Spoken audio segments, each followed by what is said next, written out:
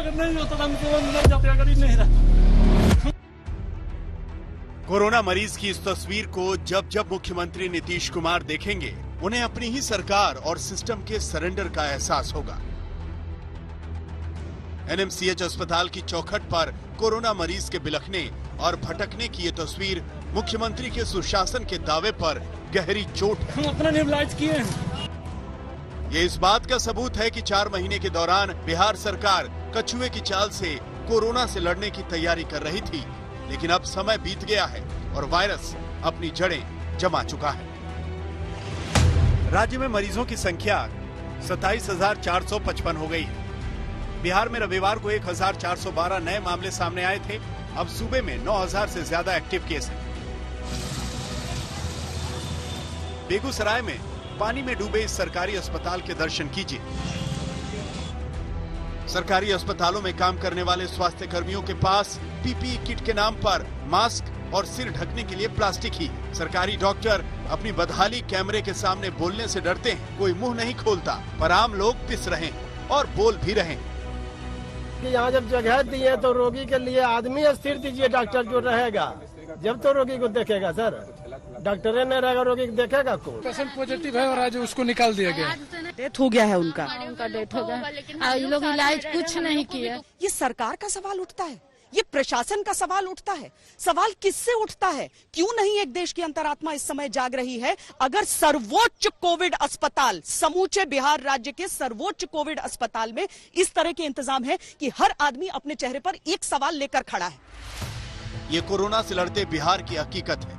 Covid मरीज खुद अस्पताल पहुंच रहे हैं, सरकार उन्हें एम्बुलेंस तक नहीं दे पा रही। कई साल से सीएम पद पर काबिज नीतीश कुमार अपने से कम अनुभव वाले आंध्र के सीएम जगन मोहन रेड्डी से भी सीख लेते तो गनीमत होती। जगन मोहन रेड्डी ने अस्पतालों में एम्बुलेंस की कमी को पूरा करने के लिए एक झटके में 1,000 एम्बुलेंस खरीद डाली थी, लेकिन बिहार सरकार ये नहीं कर सकी।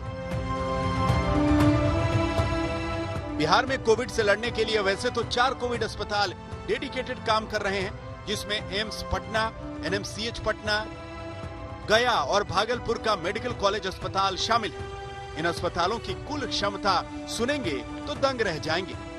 बिहार में कोरोना का इलाज कराने के लिए फिलहाल 4 ही डेडिकेटेड अस्पताल हैं, जिसमें से एनएमसीएच पटना में 450 बेड, पटना एम्स में 1,000 बेड, भागलपुर के जवाहरलाल नेहरू मेडिकल कॉलेज में 600 बेड और गया के अनुग्रह नारायण मेडिकल कॉलेज में तकरीबन 450 बेड की व्यवस्था है।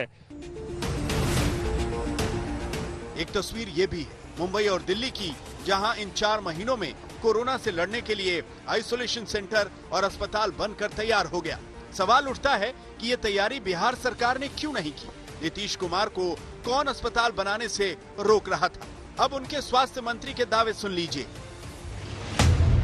मंगल पांडे का दावा है कि बिहार में हर रोज 10,000 कोरोना मरीजों की जांच हो रही है, जबकि बिहार में सिर्फ 51 केंद्रों की बात खुद मंत्री जी ही स्वीकार रहे हैं।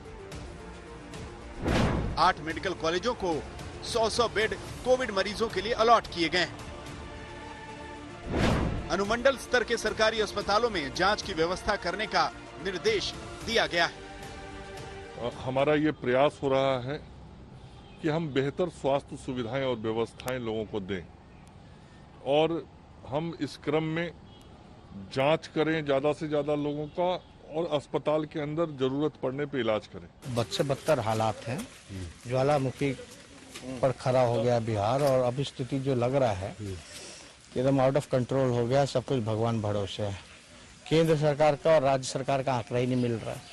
बिहार सरकार में तो ऐसी हालत है कि जो टेस्ट भी नहीं करा है उसका भी रिपोर्ट आ जा रहा है और जो टेस्ट करा है उसका रिपोर्ट ही नहीं आ रहा। बिहार में मेडिकल स्टाफ की कमी है। आईसीयू बेड बढ़ाए जा रहे हैं, लेकिन प्रशिक्षित स्टाफ नहीं बढ़ाए गए। प्लाज्मा सेंटर की तैयारी नहीं दिखती।